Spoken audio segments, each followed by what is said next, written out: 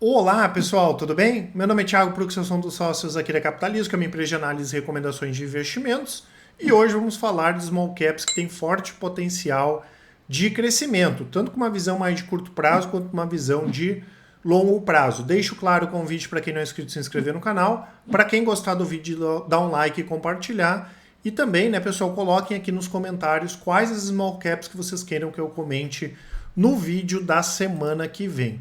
Lembrando que quando a gente fala em potencial, pode dobrar, triplicar, enfim, aqui, tanto com uma visão, como eu falei, do preço da ação, né, que seria uma visão mais de curto prazo, como uma visão de longo prazo pela possibilidade de crescimento das empresas. E claro, um crescimento saudável. Não adianta a sua empresa entregar mais receita se não entregar número bom lá na última linha ao longo dos anos, né? E hoje a gente vai comentar a respeito de uma empresa que está num setor que está sofrendo aí nos últimos meses, mesmo com a alta dos mercados, que é o setor petroleiro.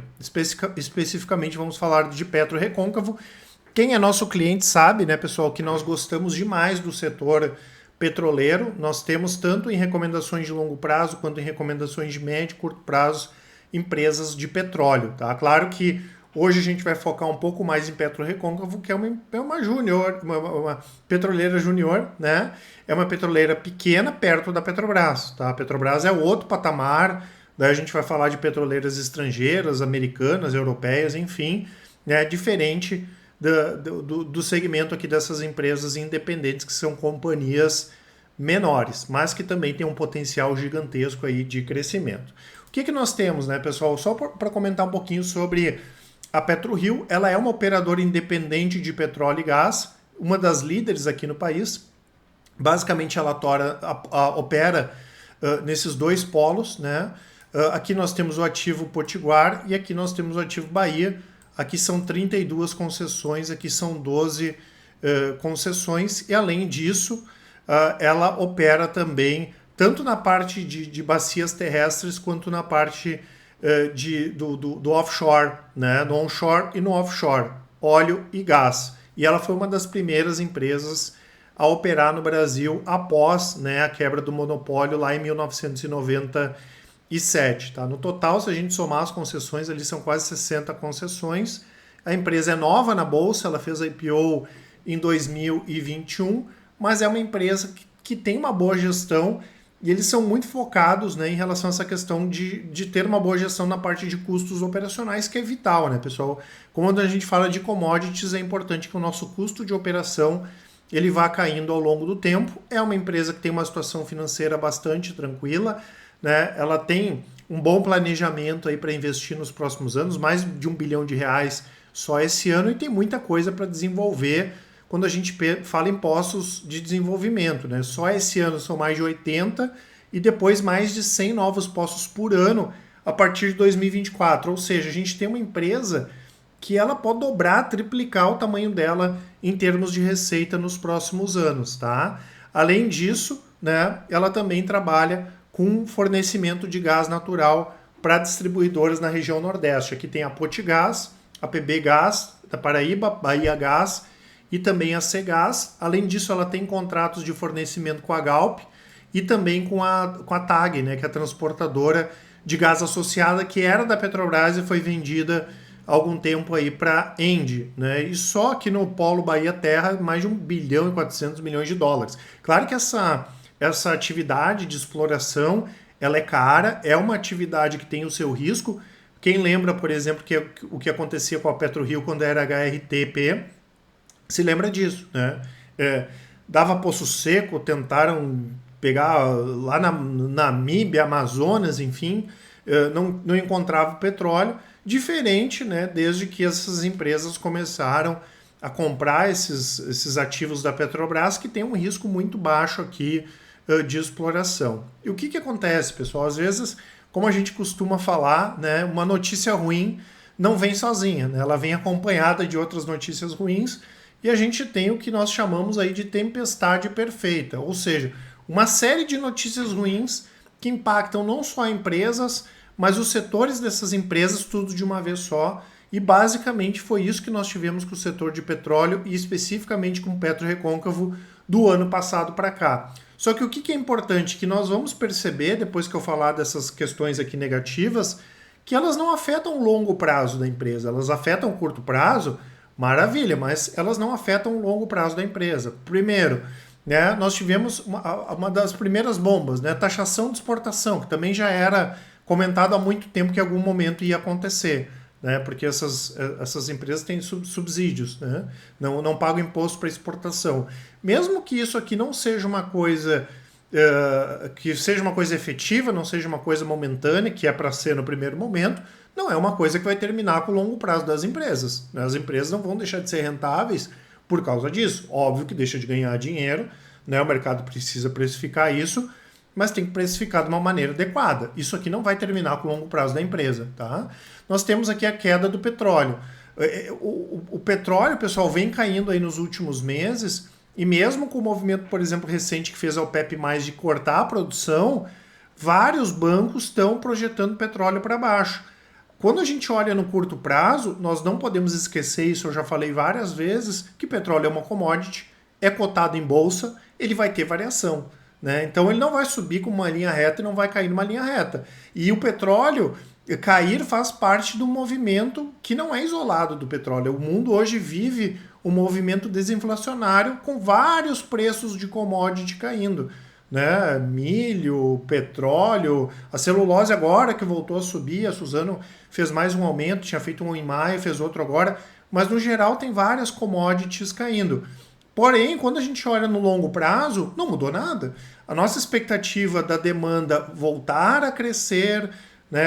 A gente já comentou, pô, a China está voltando agora do Covid, o mundo está voltando, né?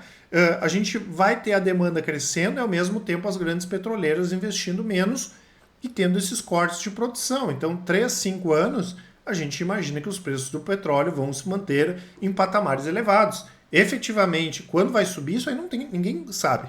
Mas né, o fundamento do petróleo mais caro, ele continua. Então, a queda do petróleo impacta no curto prazo, sim, mas não está terminando com o longo prazo aqui da empresa. Nós tivemos recentemente também, pessoal, problemas de produção e escoamento de gás. Né? Esse escoamento de gás aqui foi problemas com gasoduto, teve problema de escoamento de gás lá para PetroRecôncavo, e além disso a produção veio abaixo do esperado. Veio boa, mas veio abaixo do esperado.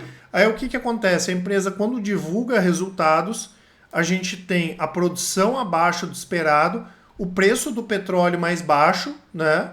Isso aqui tudo impacta nos resultados da empresa também. Porque mesmo com a empresa produzindo mais, a produção veio abaixo do esperado e o petróleo cai. A receita caiu. Né? Então os últimos números mostraram uma receita mais baixa. Abaixo do esperado, o resultado no total veio abaixo do esperado.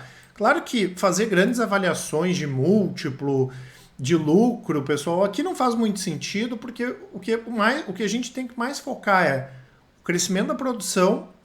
A empresa está fazendo investimentos, né? Isso custa dinheiro, então ela vai ter uma queima de caixa com isso. E além disso, né, o foco dela não é pagar um monte de dividendos, lucrar um monte agora. Né? Então a empresa está crescendo e está baixando o custo de produção. Ela está no caminho certo.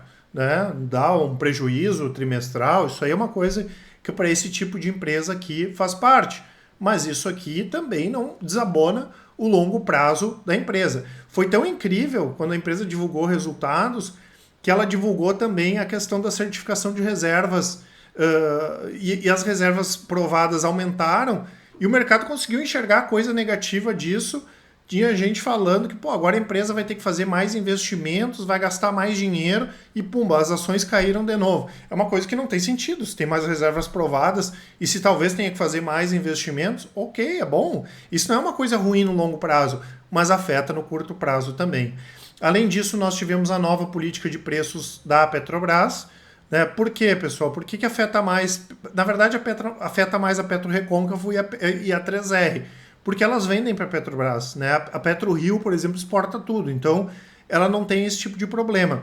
Porque a Petrobras ela abandonou, né, a política do PPI, né, que é o preço de paridade de importação, e vai levar em conta o custo alternativo do cliente e o valor marginal aqui da Petro. Ou seja, quando o preço do petróleo subir, pode ser que a Petrobras não pratique esse PPI e aí vai dar prejuízo para quem vende para a Petrobras. Obviamente, né, hoje, a situação atual, com o preço mais baixo, a tendência é a Petrobras baixar o preço, não subir o preço, né? E além disso, caso tanto o 3R quanto o Petro Recôncavo elas queiram, se elas quiserem, elas podem exportar também, porque é um setor que não tem problema para venda, né? E podem fazer a mesma coisa que a PetroRio faz aí, vendendo tudo para fora, não tem problema, vai encontrar comprador, tá? Essa não é uma questão que as petroleiras têm problemático, mas é mais uma questão impactante, porque isso traz insegurança, né? E acontece também com essa questão da nova política de investimentos e desinvestimentos da Petrobras.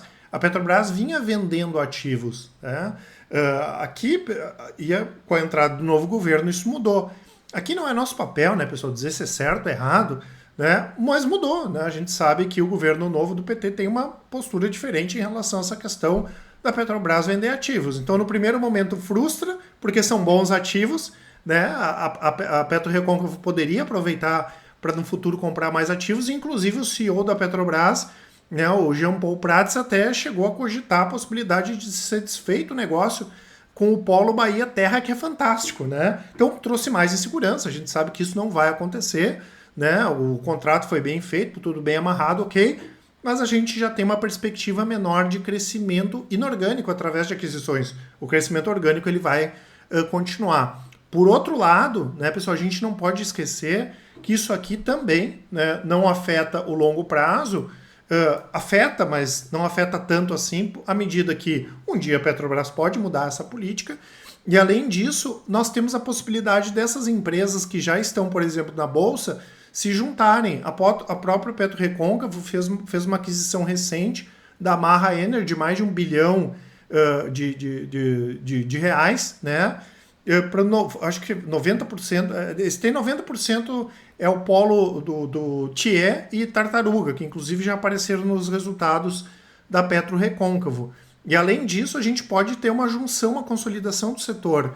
Recentemente nós vimos um movimento, se não me falha a memória, foi do Bradesco de Santander, né, que tem que emprestaram dinheiro lá para Queiroz Galvão, a Queiroz Galvão dona da Enalta, né, o principal controlador da Enalta, e eles têm empréstimos com ações da Enalta em garantia.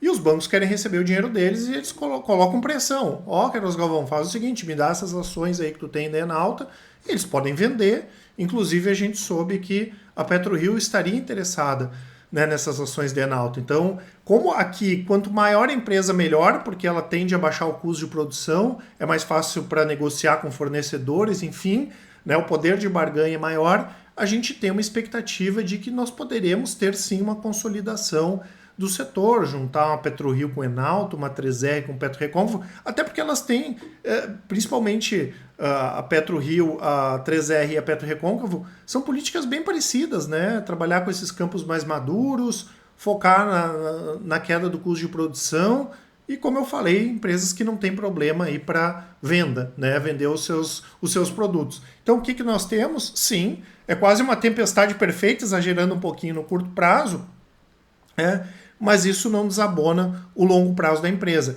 E claro, quando a gente tem, né, pessoal, essas questões de curto prazo afetando as empresas e afetando os preços das ações, acabam surgindo boas oportunidades. Eu não estou dizendo que é compra de nada, aqui não é esse o objetivo, é mais para falar de fundamentos, mas claramente, pessoal, o mercado exagerou. E no caso da Petro Recôncavo, esse ano, o exagero está muito grande. Se a gente pegar aqui a desvalorização, né, das ações, 40% esse ano.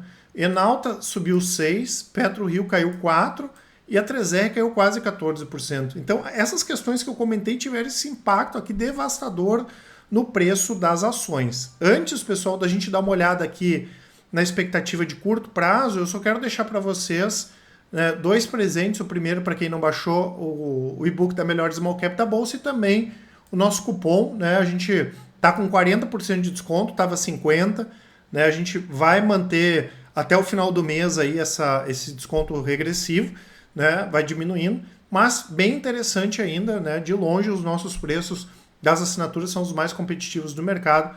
As informações aqui na descrição, o cupom é o Arraial CAP, tá? E vindo por uma visão aqui mais de médio e curto prazo, que seria mais uma visão técnica, nós temos aqui o preço da Petro Recôncavo, hoje o preço é praticamente o mesmo lá de 2021. E hoje a empresa é bem melhor do que estava em 2021. Se a gente pegar o preço de hoje, é o mesmo de quase 2 anos atrás, com a empresa bem mais, muito melhor posicionada do que antes. Aqui nós temos a queda das ações, né? As ações chegaram a cair mais de 50% se a gente pegar o pico lá do ano passado, de outubro, até o início ali de junho. E agora, pessoal, que a ação está rompendo aqui embaixo a sua tendência de baixa. Agora, né? Ela subiu um pouquinho aí nos últimos dias, subiu em torno de 9%, nada, né? Perto do que ela caiu. Ou seja, a gente tem uma visão positiva de longo prazo e olhando o preço e olhando o gráfico e que o preço pode subir, com uma visão de curto prazo, ela acaba sendo construtiva também. Eu vou deixar para vocês, pessoal, os nossos relatórios de performance com todos os desempenhos das estratégias da Capitalizo, as de longo prazo, curto prazo. Vocês podem comparar, que vocês vão ver que as da Capitalizo são as melhores do mercado. E claro, qualquer dúvida, pessoal, mandem um e-mail para a gente ou nos chamem no WhatsApp, né? Pode chamar agora mesmo ali, mandar um áudio ou uma mensagem, que com certeza o pessoal do atendimento vai auxiliar a todos. Um grande abraço e ótimos investimentos. Até mais!